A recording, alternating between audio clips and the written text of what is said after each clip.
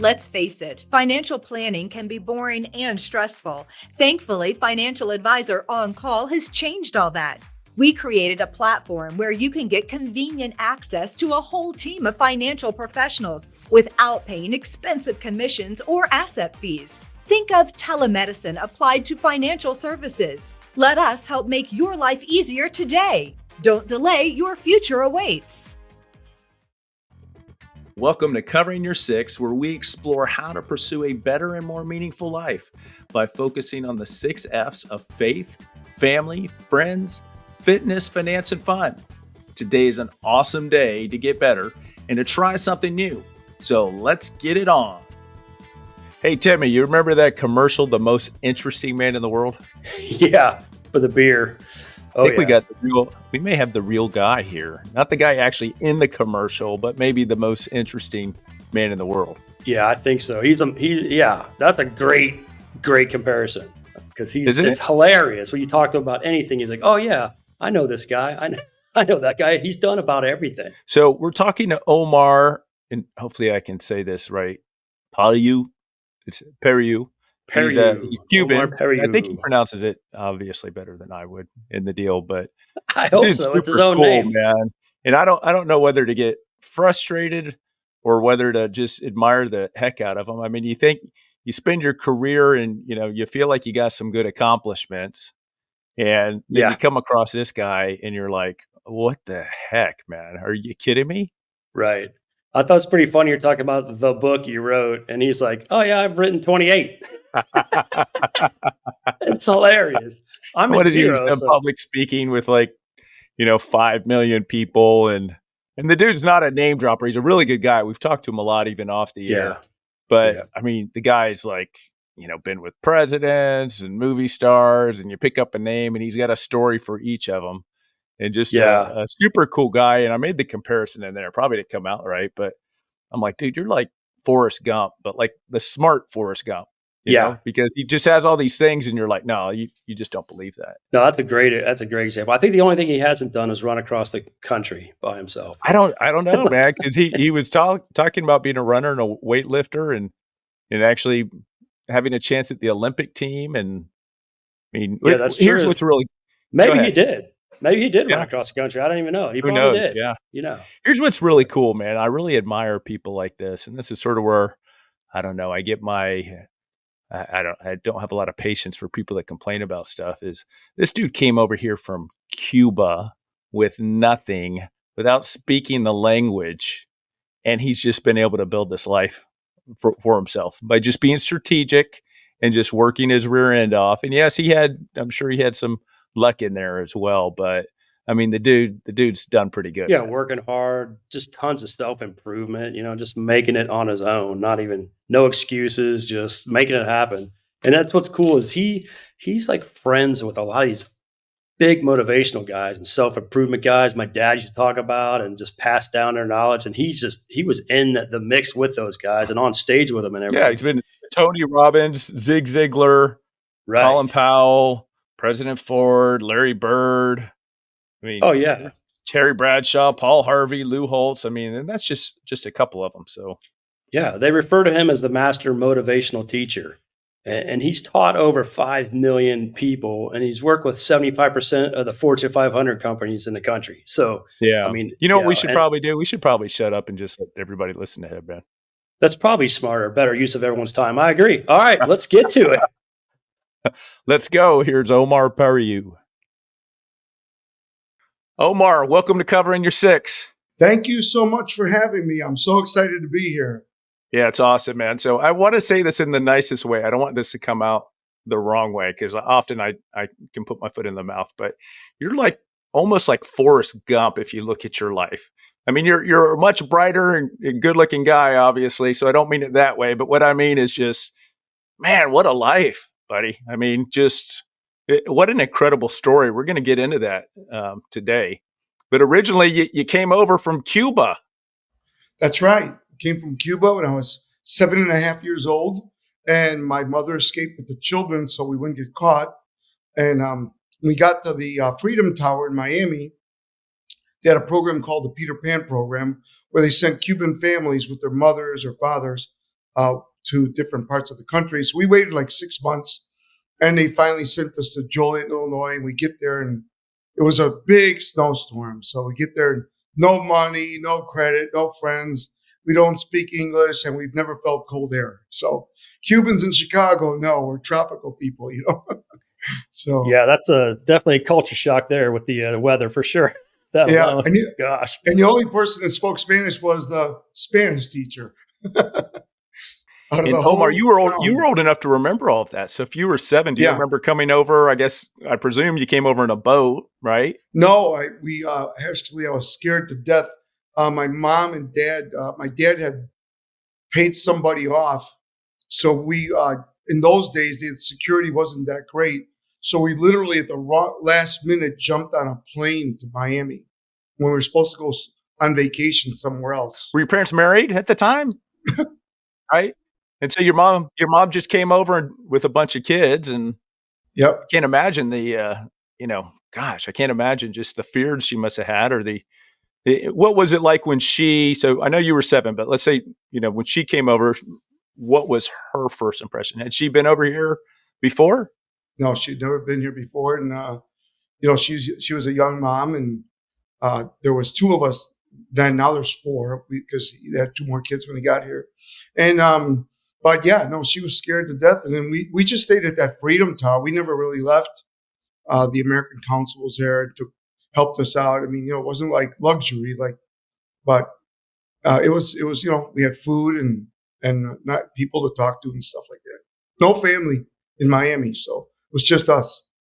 Yeah, Omar, I think that's pretty awesome. One of my groomsmen was Cuban, and he came over, he was really young, and it was sort of he didn't know the difference, but his uncle came over, probably 20 years after him. Fidel had a thing for a period of time where he could get out of the country, and they went and picked up his uncle, and they stopped by a 7-Eleven, and his uncle started crying. And he's like, wow. He had never seen so much food in his life at a 7-Eleven. It wasn't a regular grocery store. It was just, it was like, oh my gosh, man. I mean, just the shock from what he had lived in for so long was just amazing. We experienced the same thing. We brought a lot of relatives over after, and they would walk into a grocery store and again burst out crying. It was crazy. Yeah. Wow. So that's really cool, because we're going to talk today. We're going to have a little theme, because we do a segment in here called Grumpy Old Men, and I got a segment we're probably going to do just on, people being patriotic. But right. we're gonna talk about that American dream as we go throughout this podcast here. So Omar, you come over, you don't know the language, you're 7 years old, and just give us the brief. What's that turn into for you overall? Well, it was pretty scary, and we were the only Hispanic family in Joliet, Illinois. The Hispanics were mostly Mexican descent up in Chicago. So we, the kids, some kids were nice, but most of them were not. So pretty tough, going to school back and forth. But I met some good kids that their parents are really great parents, and they said, teach this kid English. So they brought me a Webster's dictionary, and they would pick one word a day and give me a sentence. And that's how I learned English. And those guys were in my wedding when I got married. Those guys that taught me English. That's great. That's super cool. But let's fast forward for the audience, and then we'll do in between. So we know where you came from. And let's talk about where you're at now, and then we'll go back and talk about how you got there. But so now, I mean, your story has been just an amazing one through athletics, through you're a performer as well. And you've developed that into speaking and training people and being a mentor. On your website, you've spoken in front of over 5 million people that you've helped educate. So just give us the quick lowdown of that, and then we'll go through the details of everything. Yeah, I got lucky. I got to California, and I wanted to be a singer, and I lost my U-Haul on the way out there. So when they took I didn't have a credit card, so they took all my cash. So I look up, and it says $51 a week. So I said, that's for me. I walk in 200 square feet, easy to get around, right? Right. So I'm eating tuna out of cans. My car's breaking down. I owe money on a car that doesn't run well. I have college loans that I didn't finish college. So I have to get a job. So I get a job as a personal trainer. And I was training Thomas Selleck, one of the Dukes of Hazzards, Magic Johnson, Abdul Jabbar, Jerry West, just to name a few in this club called the Sports Connections. And I met a mentor, Tom Murphy, who managed speakers. So he had a company called Champions Unlimited in Arizona, Scottsdale, and he managed Tom Hopkins, Jay Abraham, Dr. Maxwell Maltz, Dennis Waitley, just to name a few. So I got lucky because he just got divorced and he wanted to get in shape. And the guy that was his partner said, "Who's the best guy to get me in shape?" He says, "Omar." So he comes over and he introduced himself. And I had just gotten into sales. And Omar, tell him why you were the best, why you were in the best shape real quick. Take a little detour here. I held the AU record for bench press 400 pounds. And then I also made it to the Olympic trials for the 100-yard dash. And then they changed it to the 100 meters. In fact, a funny story. In my high school, I still hold the record. I went to an all-boys school, Joliet Catholic High, great school. And I still hold the record for the 100-yard dash. You know why? Because they changed it to 100 meters the next year. So nobody can beat me. That's hilarious. Yeah. Yeah. So I met this guy. He was really a great guy, managed speakers, managed artists, things like that. And I got him in shape. He took a liking to me, and he sent me to all the seminars. And he said, "Here, I'll give you a free ticket, and I'll give you the library, but you got to tell me about it in 2 weeks." So he said to me something really important I think everybody should hear. He said, when you learn something, you only know it when you can teach it to somebody else. Yeah, so he would make me, isn't that great? And he would make me then go back and tell him what psycho-cybernetics meant, or, Zig Ziglar's Born Rich, or, Born to Win, Bob Proctor's Born Rich. So I would have to tell him what I learned from those mentors, which was really valuable to me. So you came out, because we talk about the 6 F's, the fitness, the, fun, family, faith, all that stuff. So, 400-pound bench pressing. I can barely do that now at 50. You were doing that in high school. Obviously, I'm joking, but how much did you weigh at that time when you're bench pressing? I was in the 181-pound class, so I weighed 178. So you're 178 bench pressing 400 pounds. Yeah. Wow. What was your 100, by the way? I'm curious. I ran a 9.7. 9.700. Yeah. I'd have to use a skateboard to get that fast. Yeah. I think that'd be hard to do. More like a motorcycle. Yeah, downhill. But remember, like in powerlifting, you've got 3 judges. You got 2 coaches on the side, and they judge you. And then you got your coach who hands you the weight, the bar, and then you bring it down, and you have to hold it above your chest without touching for 3 seconds. And then they go, and then you push it up. And if you move your hands, your legs, your back, anything, you don't get the lift. So I was doing actually 455 to do 400 pounds. Oh my gosh. Wow. That's amazing. But on top of all that talent that you had there, your passion was singing at the time? Yeah, music. I studied opera. I'm a lyric tenor. I inherited my mother's she has a beautiful voice, soprano. And my uncle was a famous tenor in Cuba. He had a radio show and all that until, communism took over and all that. So, I had that voice and I wanted to become a singer. So I went out there for that, but it wasn't that easy. Everybody else was there too, trying to be a singer. So I got a job and worked my way up to the health clubs, and Mr. Murphy was the investor. So he said to me, if you come up with 20 grand, I'll give you a piece of the next club. So I said, I don't have any money. He says, well, figure it out. So a buddy of mine, I knew a guy that I was training. I didn't know this. And he owned a paint company. So he said to me, hey, I got more work than I can handle in LA at all these apartments. So I'll pay you $100. You pay me $100 for every apartment I give you, and you do the work. And I'm like, okay. So I go to Sears. They give anybody a credit card then. And I got a credit card at Sears, and I got a compressor and everything I needed. And I would go in, and the worst place for a lyric tenor to be is in painting, right? And I would go in and spray the apartments, and then my bodybuilding friends would paint the trim with the lacquer. And so I raised that money in a few months, and I said to Mr. Murphy, here's 20 grand for the first club. And then I sold the company, my little company, to one of the bodybuilders because he loved the business for another 20 grand. And I go, here's another 20 grand for the next one. He goes, man, I'm impressed. Let's go. Yeah. I love that, Omar, because I talk to a lot of younger people and just people in general. And they're always waiting for something. There's always some kind of excuse. And I love the way the guy said, well, just go figure it out and make it happen. Right. And what happens a lot of times, when you have your back to the wall or you don't have, another option, you figure it out. Right. Yeah. So I've been working with great young lady. She's actually my niece. I love her to death. And, and I can see all the talent that she has. And she's sort of like, oh, I got to wait till this happens, or, I'm not confident yet. I said, sweetie, go do it. You'll figure it out. Right. And so at some point, I mean, you got to go do it. Right. Yeah. Confidence is really important for young men and women, anybody, because we all know that when you're confident, you keep working towards what you want.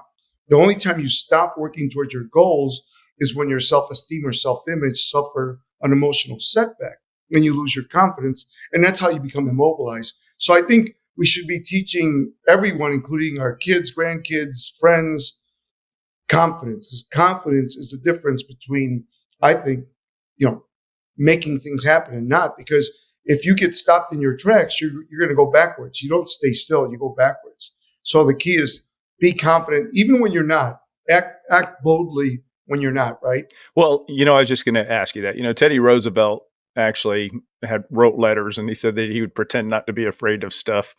It's easy to say, be confident. It's easy to say, go slam dunk the ball or hit the ball over the fence. But, what kind of things, Omar, would you tell people? How do you develop that confidence? What's your thought on that? I believe you have to start with tiny successes. Start where you can do tiny successes. Like, for instance, we talk about fitness, working out. All you have to do is, walk, swim. If you have a little bit of money, go join a gym or buy some equipment.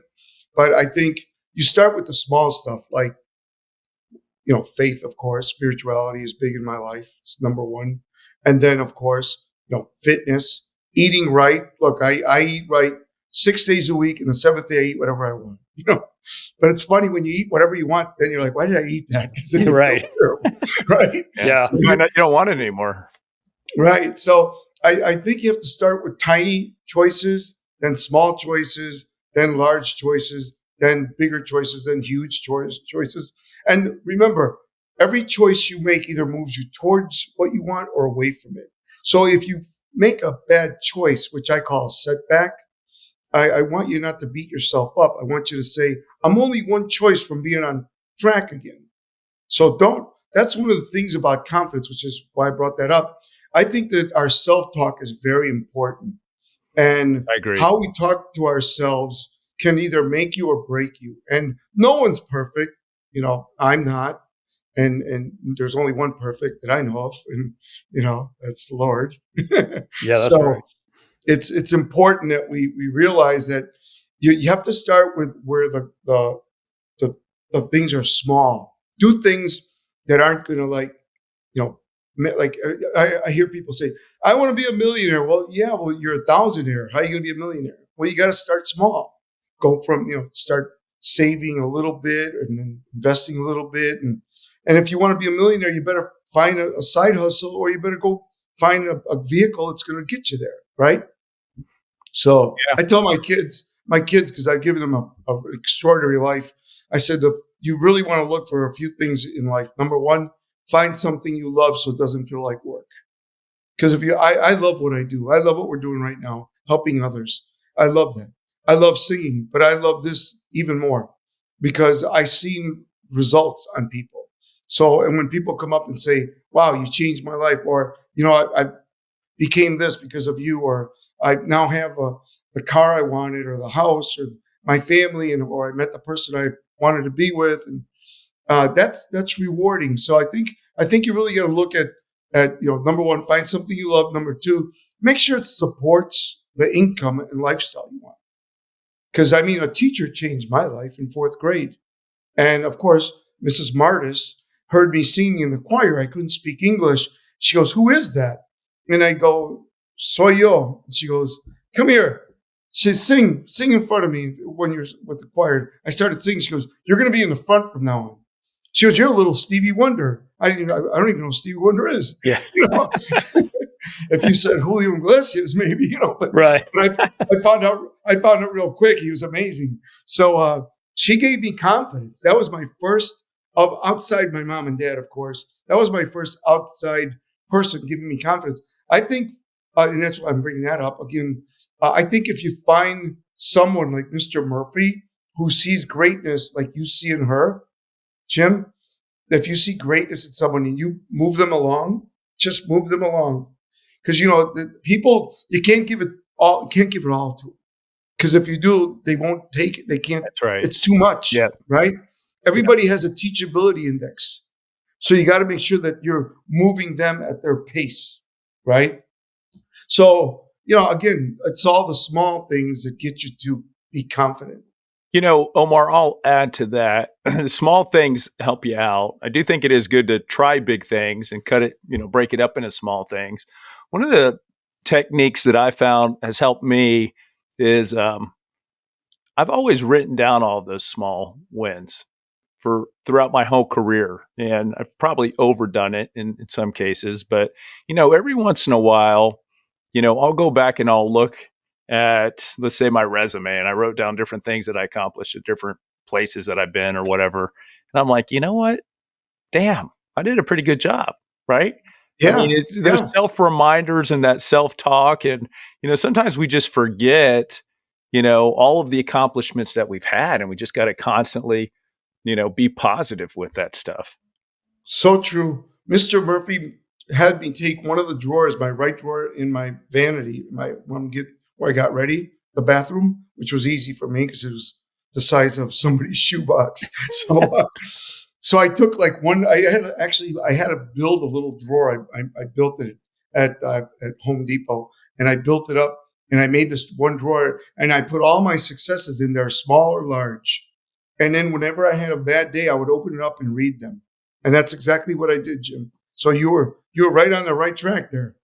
Yeah, you can really program your brain to do things. You can reprogram stuff that you're doing. I know you know a lot about the technical part of that, but I think it's great. Yeah, that's great. I mean, I've just used that recently as well. My brother-in-law reminded me of that. Just success builds success. Just go back and you said you mentioned setbacks, and that's easy to get discouraged. But you go back and, hey, this is what I came in the past. Here's where I won. Here's what I did. And it's like, all right, that little mistake or whatever, bad luck, whatever you want to call it, doesn't define me. And he's like, hey, just move on and just, go from there. And it's been huge. Yeah, we all make mistakes and no one's perfect. And the key is to learn from mistakes. I tell everybody, forget the past. The past is nothing but a bucket of ashes. If we were going camping, you said, Omar, you're responsible for the fire, and I showed up with 2 buckets of ashes, you'd say, what are you doing? Well, that's what people are doing every day in their life. They need to drop those buckets of ashes and focus on the present and the future and just learn from your past. Everybody makes mistakes. Learn from it, move forward. The key is, to me, I believe, as long as you have your health, everything else can be worked out. Mm-hmm.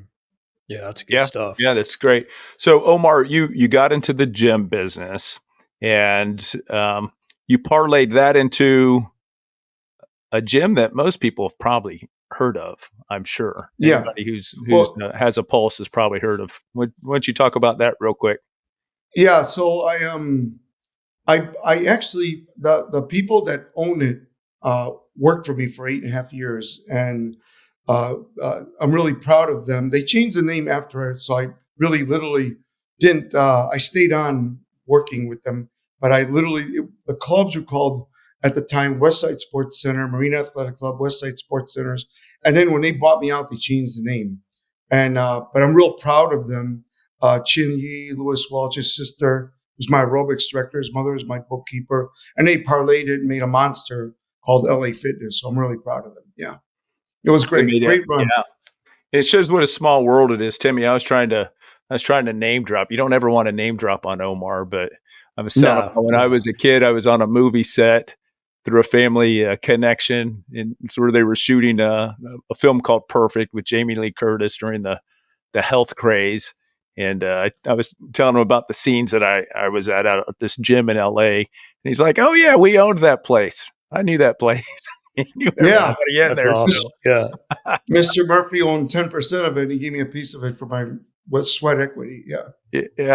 What a small world, because that was, my gosh, that was 40 something years Those ago. clubs were the clubs at the time. Yeah, those were the big deal. Yeah. So Omar, you've gone on from that, and you've taken all those skills, and now you've got a great site. It's your last name. Tell everybody how to pronounce your last name so I don't butcher it. It's Periu, Periu, like Perrier, but with a U, Periu. Okay. So when you go to your website, you obviously do a lot of public speaking. You do a lot of training. You have classes. You know, I get my chest puffed out every once in a while because I got a book that's done pretty well. And then yesterday, Timmy, I was talking to Omar, and he mentioned 28 books. Is that right? Yeah. 28. Right. I'm working on my 29th. I've got a couple new publishers from the UK. So I just wrote a book for them. They want another one. So only 28. Wow. Yeah, 28. You can start your own library. That's like, and I've got 44 audios on between Made for Success, Audible, Teachable, Ucore, Spotify, Udemy, all of those. I've got 44 audios and videos out there that are making money as we speak. I sort of feel like the quarterback that won the Super Bowl, and then, they bring up Tom Brady with his 7. I got a ways to go to catch up here, Omar. So you guys are doing great. Both of you. Amazing. I'm gonna get busy here soon. So, all right. So if we were to look at all those 28 books, what's the common theme that we're looking at in all of these things? What's the main thing that you help people with? I help people to reach their greatest potential. So what I do is I focused on the story is that, when I met Tom Hopkins and Mr. Murphy managed him and Ziegler and Jim Rohn, because he was best friends with Jim Rohn, Bob Proctor, Brian Tracy, you name it. They said, Tom Hopkins said, and Tom Murphy, come on with us for 10 years and we'll help you guide your career. So I had Tom Hopkins wrote The Forward to Investigative Selling. Zig Ziglar and John Maxwell did From Management to Leadership. Mark Victor Hansen did the 1 Minute Meeting. Brian Tracy did the Smart Startup. Anyway, long story short, what I did is I took everything I learned from all these gentlemen and I put it into myself, and then I poured it out. I took my time writing all the materials. It takes me a couple of years to do stuff because I want to do it right. And I think the common theme is it takes more than sales to be successful, and it takes more than leadership and sales to build an organization, and it takes more than sales and leadership, and you need organization, time blocking, time management, and you need to create and develop your speaking skills. So I found that self-development changed my life because, guys, when I got a C at my house, my mom would take out the sangria. It's like, oh my God, a C. A celebration. You're right. I was the reason there was an upper class, Yeah. So State gets so excited when I got a C. I'm like, I got a C, Mom. Like, go, ay, que bien. But I just hated school. I would look out the window. I couldn't wait to get out of there and go work at the gas station and make some money. I was an entrepreneur since 4th grade. When I was in 8th grade, guys, I had 2 40-year-old men working for me in a machine shop, grinding valves, doing valve jobs. They were doing valve jobs. The valve jobs. They would take the